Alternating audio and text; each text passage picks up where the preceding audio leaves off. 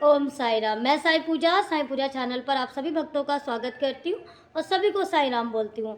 तो आज बात करती हूँ अपने एक्सपीरियंस की, जो बहुत इंटरेस्टिंग है, और कुछ सोशल वर्किंग बातों की, जो हमारे वर्क्स हैं उसकी। तो 2-4 दिन से मैं काम नहीं कर पा रही हूँ, सोशल वर्क अपने नहीं कर पा रही हूँ, क्योंकि मेरी तबीयत ठीक नहीं है और डॉक्टर ने मुझे अभी बाहर निकलने को मना किया हुआ है।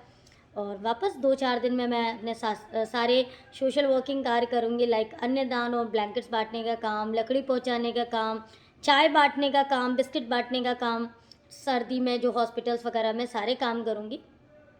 और 24 तारीख को मैं शिरडी जा रही हूँ, बाबा के धाम जा रही हूँ, तो वहाँ से भी कवरेज होगा, तो आप लोग देखते रहिए। और जिन्होंने चैनल को सब्सक्राइब नहीं किया, चैनल को सब्सक्राइब कर लीजिए, ताकि आने वाले नोटिफिकेशंस मिलेंगे और मैं कहाँ हूँ, लाइव हूँ, क्या कर रही हूँ, आपको सब पता चलेगा। और एक हमारा परिवार बनेगा, जो परिवार हमारे बाबा के दर्शन कर पाएगा। और साईं पूजा चैनल पे जो मोटिवेशनल काम है और जो बाबा के बारे में अग्रसर करना है, वो सारे काम एक साथ हम लोग मिलकर कर पाएंगे। इसलिए आप लोग को चैनल को सब्सक्राइब करना ही पड़ेगा, ताकि ये परिवार का सदस्य बन पाए, बाकी आपकी इच्छा।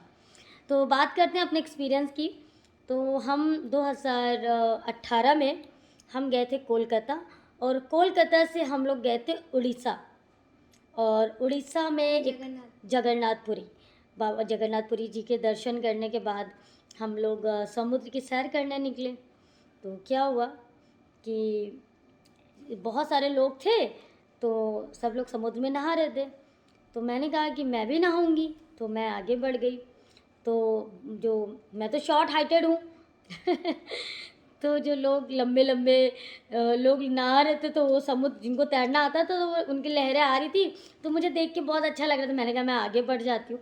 मेरी तो हाइट कम थी, बहुत लंबी सी लहर आई और मैं उस लहर के अंदर चली गई, और मैं उसी के अंदर गोते खा रही थी, गोते खा रही थी, गोते खा रही थी, अप एंड डाउन हो रही थी। और मैं कह रही थी, बाबा मुंह में पानी जा रहा है, नाक में जा रहा है, और नमक का पानी, और सांस नहीं ले पा रही हूँ।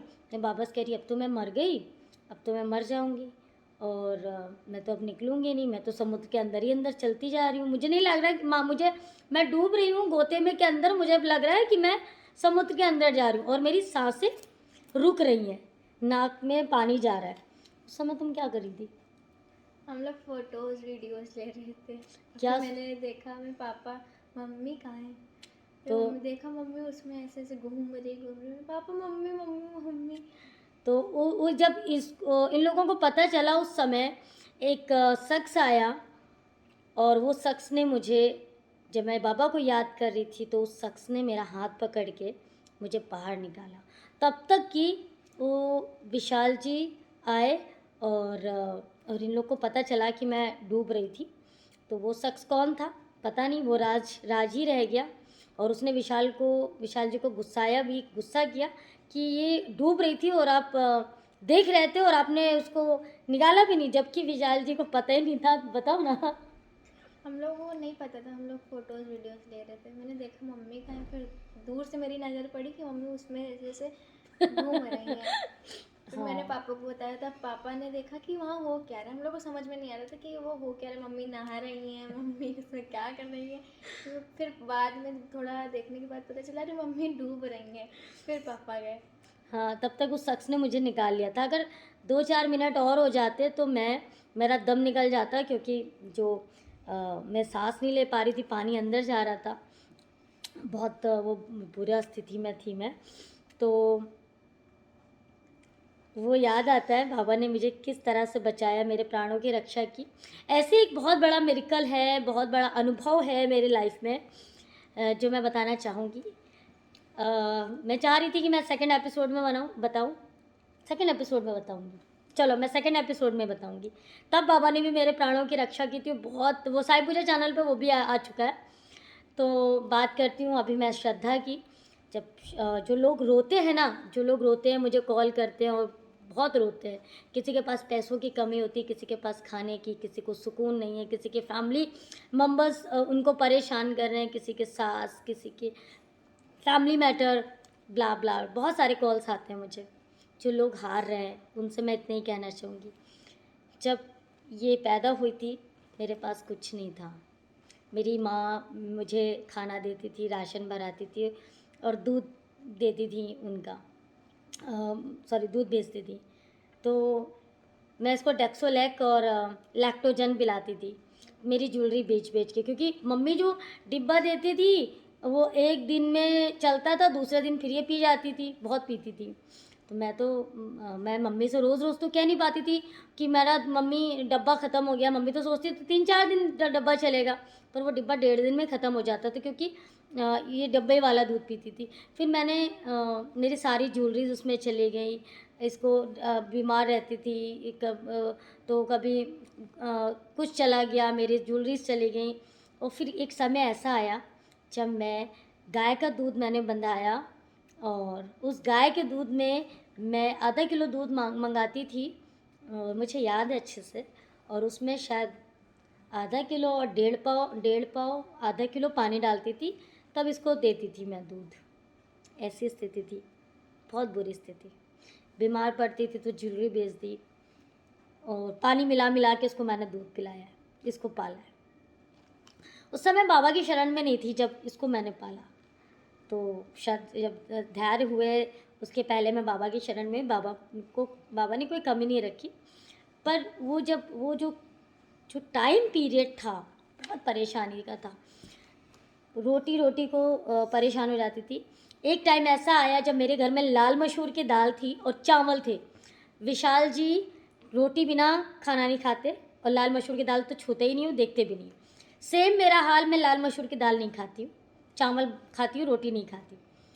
एक समय ऐसा था, इतना सा तेल पड़ा होगा, इतना सा, मम्मी को भी नहीं बोल सकती कि राशन खत्म है, क्योंकि मम्मी उस समय विशाल जी के पास ना नौकरी थी ना कुछ था, जल्दी शादी हुई थी, तो मेरी माँ राशन भेजती थी। तो उस टाइम में नहीं भेजा उन्होंने, और उनको लगा होगा शायद राशन है, पर मेरे घर में राशन नहीं था, बोलने की हिम्मत नहीं थी।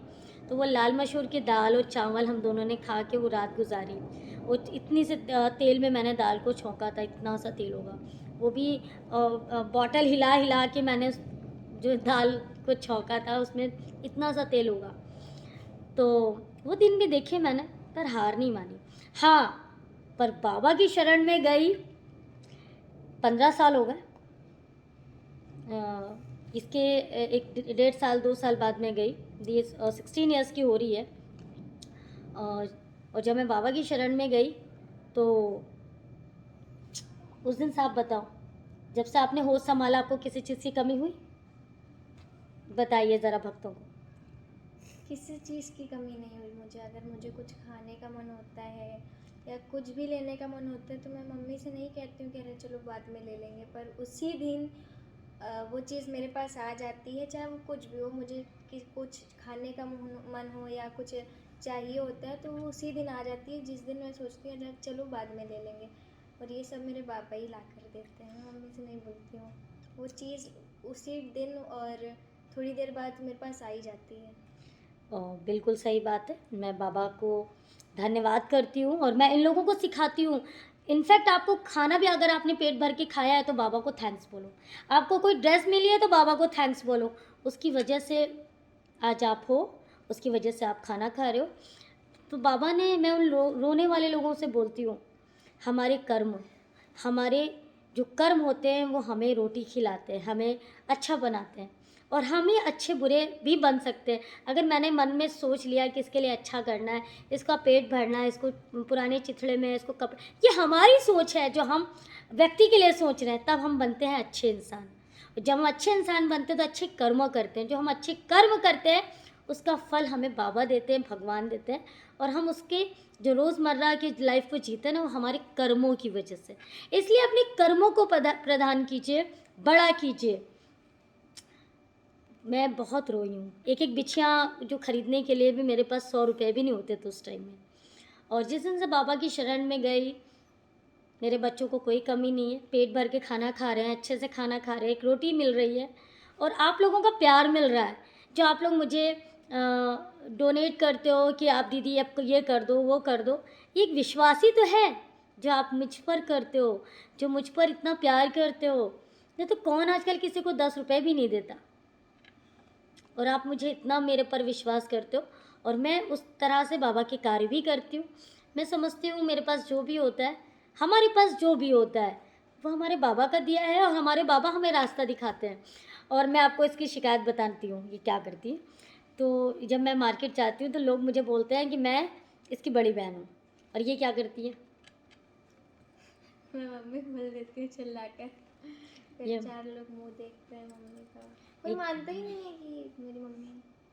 और मम्मी हमसे बोलती हैं कि जा तो रही हो मेरे साथ, दीदी बोलना मुझे। मैं जानबूझ के मम्मी बोलती हूँ। ये जानबूझ के मुझे मम्मी बोलती है, और मुझे सब लोग इसकी बड़ी बहन बोलते हैं। और ये सब, ये जो चेहरा है हमारा जो ग्लो करता है, और जो हमारी ग्रेस है चेहरे पर, जब हम साईं की शरण में जाते हैं, जब हम अच्छे कार्य करते हैं, तो ये दुख मुसीबत, ये जो दुख मुसीबत की जो काई है ना, वो बाबा ऐसे खींच के निकाल देते हैं। कोई दुख मुसीबत नहीं होता, कोई रोना गाना नहीं होता, क्योंकि हमें भले प्रकार से पता होता है, भली भांति पता होता है कि हमारे दुख की रक्षा करने के लिए हमारे बाबा हम क्यों परेशान हो। जो लोग पीठ में छुरी भोंकते हैं, जो लोग दूसरों की निंदा करते हैं, जो लोग बुराई करते हैं, जो लोग दूसरों का पैसा मारते हैं, जो बुराई भलाई में रहते हैं, बाबा उनके साथ कभी नहीं रहते। जो लोग दया करते हैं, दूसरे के पेट भरते हैं, दूसरे के बारे में सोचते हैं, वो होते हैं सच्चे साईं भक्त। उनके चेहरे पे हमेशा ग्लो रहेगा, ग्रेस रहेगा, खुशी रहेगी, उनका परिवार हमेशा खुश रहेगा। अपने घर में साईमय बनाइए, अपने घर को साईमय बनाइए। अब साईं स्तवन मंजरी लगा दीजिए ऑडियो में, साईं कष्ट निवारण 2 टाइम पढ़ो, साईं साईं का जाप करो, बाबा को खाना लगाओ, और अच्छे से अच्छा बाबा को सोचो मैं क्या खिला दूँ। बाबा कहते हैं नहीं है कि आप मुझे बहुत कुछ दे दो, अब मुझे ये चढ़ाओ वो चढ़ाओ। बाबा कहते हैं मुझे एक नमस्कार करो, पर उसमें भी श्रद्धा और भाव होना चाहिए। तो बाबा ने मुझे कैसे बचाया, वो आदमी आया, वो आज भी राज्य है कि किसने मुझे समुद्र से निकाला, किसने मुझे, मैं अंदर ही अंदर गोते खा रही थी, मुझे निकाला, मेरी प्राणों की रक्षा की, वो मेरे साईं बाबा थे। तो इन लोगों को तो पता ही नहीं था मैं कहाँ डूब रही हूँ, अगर 2-4 मिनट और हो जाते तो मैं मर जाती। तो बाबा को मैं याद कर रही थी समुद्र के अंदर, जब मैं गोते खा रही थी ना तब मैं याद कर रही थी। तो आप भक्तों के लिए कुछ कहना चाहेंगी? आज एक कॉल आया था, वो दीदी बहुत रो रही थी, और आज 2 कॉल आ चुके हैं जो जिनके ऊपर मधु, स्मिता, उड़ीसा। बहुत प्रॉब्लम है, और हम्म। बहुत रोई वो।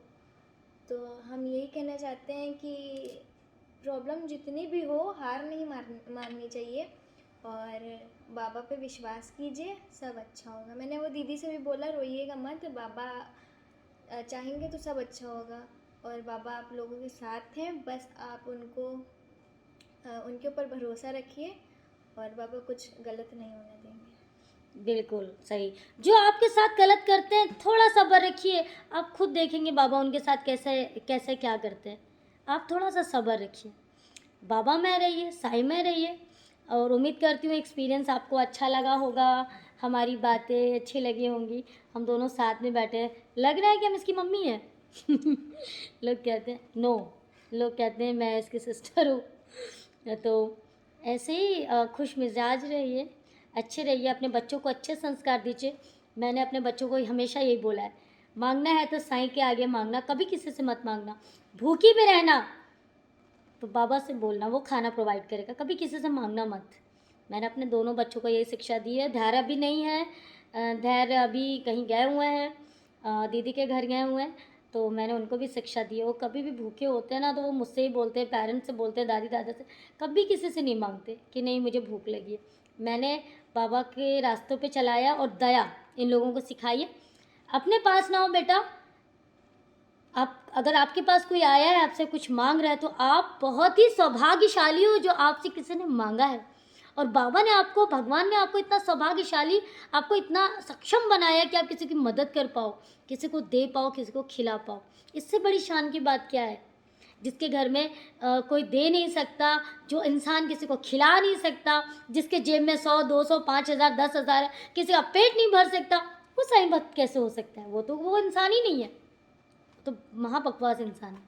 तो मैं कहती हूँ बाबा ने हमें सिखाया है, अपनी जेब में पैसे हैं और कोई मांग रहा है और हमारी ज़रूरत का भी है, तो आप उसको उठा के दे दो, वो देंगे हमें। ये पार्ट आपको सीखना है, रोना नहीं है। रोना है तो बाबा के आगे रोना है, किसी के आगे नहीं रोना। सबूरी रखो, श्रद्धा रखो, बाबा सब करेंगे।